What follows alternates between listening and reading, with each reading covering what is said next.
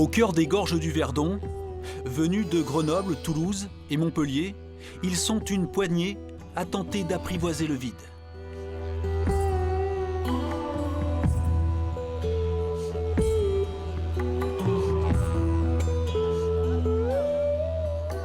Le début, c'est une peur intense et ça paralyse complètement, on tremble, on ne sait plus quoi faire.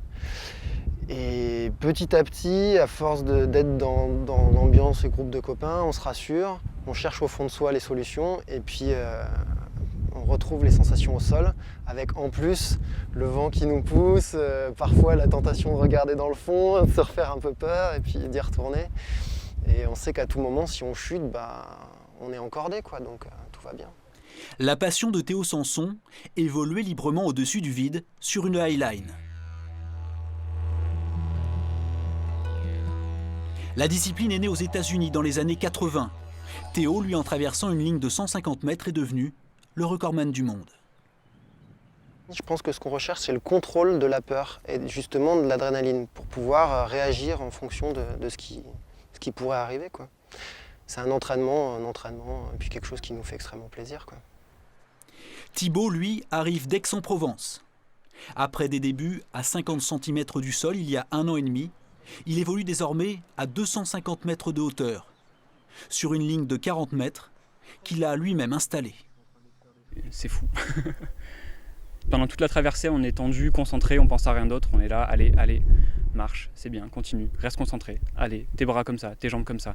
Allez, tu continues comme ça. Et quand on arrive, c'est tout qui sort, toute la tension qu'on a pu accumuler, toute la pression qu'on s'est mise aussi, ça sort et de suite il y a un gros sourire.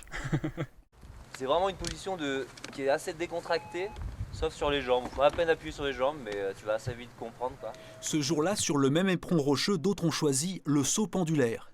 Une discipline qui ne compte que quelques adeptes dans le monde. Le team Pyrénaline fait partie des tout meilleurs, passés eux aussi par la slackline.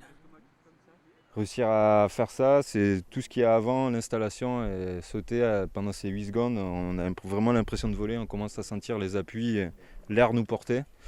Et du coup, ouais, c'est magnifique. 3, 2, 1, voilà. Voilà.